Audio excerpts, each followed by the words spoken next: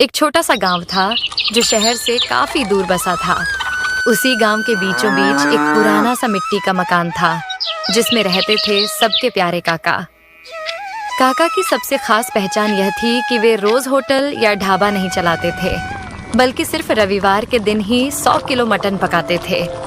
साथ में गर्मा गर्म चावल और कुरकुरा पापड़ भी परोसा जाता था। गांव में और भी कई होटल थे, लेकिन रविवार के दिन सारे होटल सुनसान हो जाते और काका के आंगन में मानो मेला सा लग जाता। उस रविवार को भी काका तड़के उठ गए और बाजार की ओर निकल पड़े। बाजार के कसाई ने हंसते हुए कहा, काका, आज फिर 100 किलो मटन ले जा रहे हो? लगता है पूरे गांव का पेट तुम्हें ही भरना है। काका ने मुस्कुराते हुए जवाब दिया, अरे भैया, रविवार का दिन है और रविवार मतलब काका का मटन। आज सबका पेट भी भरेगा और मन भी। वे भारी भरकम मटन उठाकर धीरे धीरे घर पहुंचे। दरवाजे पर उनकी पत्नी काकी खड़ी थी। काकी बोली, सुनते हो, इतना सारा मटन अकेले ढोलाते हो, थकान नहीं होती क्या? क्यों ना हम गांव में ही एक होटल खोल ले। रोज यही काम होगा तो थोड़ा आसान हो जाएगा। होटल? अरे भगवान, ये कैसी बात कर रही हो? अगर होटल खोलेंगे तो रोज बनाना पड़ेगा। रोज बनाएंगे तो लोगों को वही स्वाद कहाँ मिलेगा? अभी तो लोग हफ्ते भर इंतजार करते हैं, तभी उनका प्यार और स्वाद दोनों बरकरार रहता है। पर मुझे तो लगता है कि तुम्हारे हाथ का स्वाद कभी कम ही नहीं होगा। लोग हर दिन भी खाएंगे तो उबेंगे नहीं। बस यही राज तो मैं किसी को नहीं बता सकता। ये स्वाद रविवार का ही है और रविवार का ही रहेगा। काका ने बड़ा सा लोहे का बर्तन रखा और नीचे लकड़ी का चूल्हा जला दिया। सबसे पहले उन्होंने खड़े मसाले, दालचीनी, लौंग, काली मिर्च, जीरा को सिलबट्टे पर पीसकर ताजा मसाला तैयार किया। फिर उसमें उनका गुप्त मसाला डाला, जिसकी खुशबू पूरे आंगन में फैल गई। करीब 2 घंटे तक मटन धीमी आंच पर पकता रहा। उधर दूसरी ओर बड़े भगोने में चावल उबल रहे थे और काकी कड़क पापड़ तल रही थी। काकी ने हंसते हुए कहा, अरे ये खुशबू तो मोहल्ले के कोने कोने तक पहुंच गई है। देखना, 12 बजते ही लोग उमड़ पड़ेंगे। लोगों के चेहरे पर जो चमक होती है ना, वही मेरे लिए सबसे बड़ी कमाई है।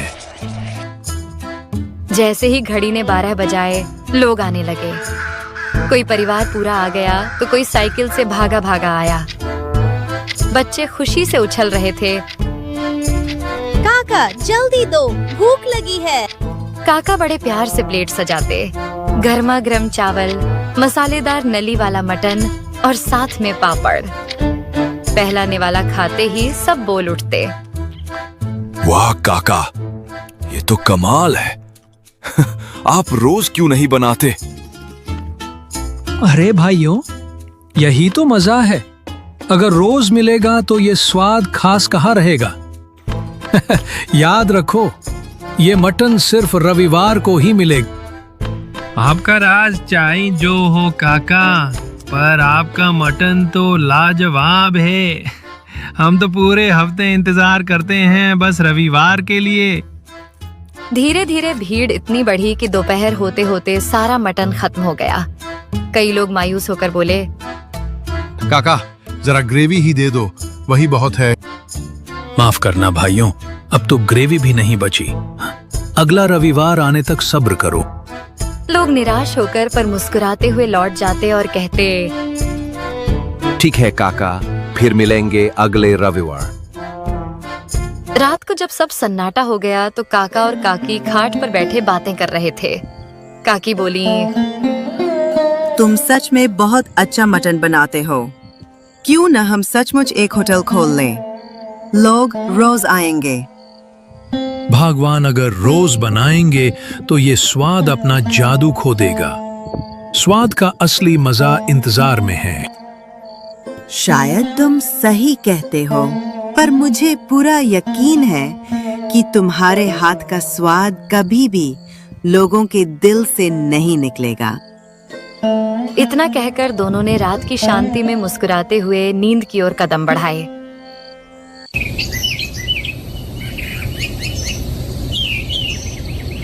अगले दिन सुबह काका गांव की गलियों में टहलते हुए निकल पड़े। चलते चलते वे चौक पर बने पीपल के पेड़ के नीचे जाकर बैठ गए। लोग आते जाते काका को प्रणाम करते, पर काका अपनी मुस्कान के साथ सबको आशीर्वाद देते रहते। इतने में एक नौजवान उनके पास आया और बोला, काका, आप यहाँ अकेले बैठे हो?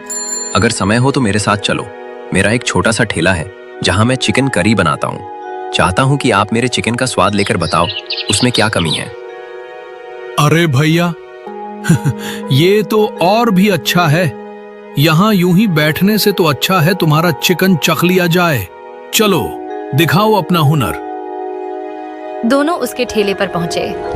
लड़के ने जल्दी जल्दी गर्मागर्म चिकन करी और चावल की प्लेट सजाई और काका के सामने रख दी।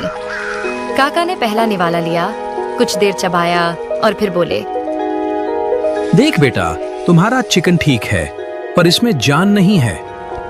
लड़का हैरानी से बोला, जान नहीं है काका, मैं तो ताजा मसाले डालता हूँ। बात मसालों की नहीं है, तुम चिकन को मैरिनेट करते हो क्या?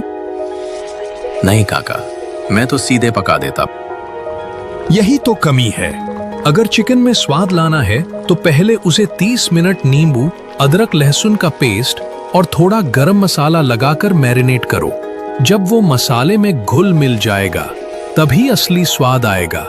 फिर पकाना, देखना लोग बार बार मांगेंगे। धन्यवाद काका, कल से मैं जरूर ऐसा ही करूंगा। काका हंसते हुए वहां से आगे बढ़ गए। थोड़ी दूर जाकर वे अपने पुराने मित्र रामलाल के घर पहुंचे। रामलाल बरामदे में खाट पर बैठे थे। काका मजाक में बोले, अरे भाई, तुम तो दिन ब दिन बूढ़े होते जा रहे हो। हाँ यार, बूढ़ा तो हो ही रहा हूँ। लेकिन तू बताओ, तू इतना जवान कैसे दिखता है? कहीं कोई राज तो नहीं छुपा रखा?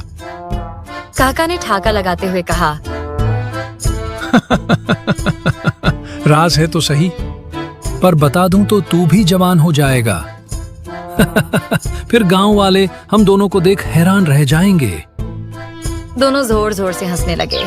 काका ने प्यार से कहा, देख भाई, कभी रविवार को घर आ जाया कर, तुझे अपना बेहतरीन मटन खिलाऊंगा। हाँ यार, मैंने भी बहुत तारीफ सुनी है तुम्हारे मटन की। एक दिन जरूर आऊंगा। थोड़ी देर बातें करके काका विदा लेकर अपने घर लौट गए।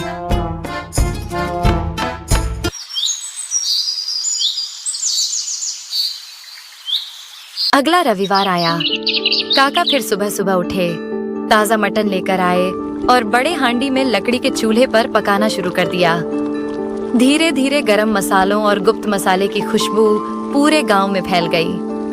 दोपहर के 12 बजते ही गांव वाले जमा हो गए। जैसे ही पहली प्लेटें परोसी गईं, सबके चेहरे खिल उठे। एक आदमी छकते ही बोला, अरे काका, आज तो प्लेट में मटन के पीस ज्यादा दिख रहे हैं। दूसरा हंसते हुए बोला, हाँ काका, मुझे तो 2-2 नली वाले टुकड़े मिल गए। काका ने मुस्कुराते हुए कहा, अरे भाइयों, आज मैंने जानबूझकर सबको थोड़ा ज्यादा दिया है। लोग हैरान होकर बोले, पर काका, आज ऐसा क्या खास है? काका ने मुस्कुराते हुए कहा, आज की ही तारीख को मैंने पहली बार रविवार का मटन बनाना शुरू किया था, तो समझ लो ये हमारी सालगिरह है। उसी खुशी में आज सबको दुगना मटन मिलेगा। गांव वाले खुशी से झूम उठे और खाने में डूब गए। थोड़ी देर में वे लोग भी आ पहुंचे जो पिछले रविवार को रह गए थे। काका ने उन्हें भी प्लेटें सजाकर दी। वे चाव से खाने लगे और बोले, वाह काका, इंतजार तो बहुत लंबा था, पर आज तो 2 गुना स्वाद मिला। भीड़ में एक नया चेहरा भी था। साफ कपड़े पहने, थोड़ा शहरनुमा अंदाज वाला आदमी। उसने काका की थाली खाई और फिर धीरे से बोला, काका, अगर आप मुझे ये रेसिपी बता दो तो मैं आपको जितना कहो उतने पैसे देने को तैयार हूँ। काका ने भौहें चढ़ाते हुए पूछा, अरे भाई, तुम कौन हो? आज पहली बार देख रहा हूँ। मैं शहर में बड़ा होटल चलाता हूँ, तुम्हारे मटन की चर्चा सुनी थी, इसलिए यहाँ चला आया। अगर ये रेसिपी मिल जाए तो मेरे होटल का धंधा दुगना हो जाएगा। काका शांत होकर बोले, मान लो कि मैं तुम्हें ये बता भी दूं तो भी तुम्हें वही स्वाद नहीं मिलेगा। वो हैरान होकर बोला, क्यों काका? स्वाद तो रेसिपी से आता है। नहीं भाई, स्वाद सिर्फ मसालों से नहीं आता। ये मटन धीमी आंच पर चूल्हे में पकता है घंटों तक। तुम्हारे होटल में तो गैस का चूल्हा होगा, वहीं से फर्क पड़ जाएगा। वो आदमी जिद पर अड़ गया। फिर भी बता दो काका, मैं तुम्हें खूब पैसे दूंगा। पैसों से स्वाद नहीं बिकता। अगर कभी मुझे अपना राज बताना होगा तो मैं अपने गांव वालों को बताऊंगा, तुम्हें नहीं। ये सुनते ही वो शहर वाला गुस्से में बड़बड़ाता हुआ वहां से चला गया। वाह काका, आप तो सच में गांव की शान हो। बस भाइयों, यही प्यार ही मेरी असली कमाई है। उस रात जब सब सो चुके थे, काका और काकी खाट पर बैठे बातें कर रहे थे। भगवान, अब उम्र हो रही है। सोचता हूँ हमारे इस मटन के राज को आगे कौन संभालेगा। काकी ने सहमति में सिर हिलाया। सही कह रहे हो, पर किसे दोगे ये राज? कौन बना पाएगा तुम्हारी तरह? क्या पता कोई खुद चलकर आ जाए, जिसे ऊपर वाला हमारे लिए भेजे। दोनों यही सोचते सोचते सो गए। सुबह दरवाजे पर दस्तक हुई। कोई है घर में? बाहर से एक धीमी आवाज आई। काका बाहर निकले तो देखा एक दुबला पतला लड़का खड़ा था।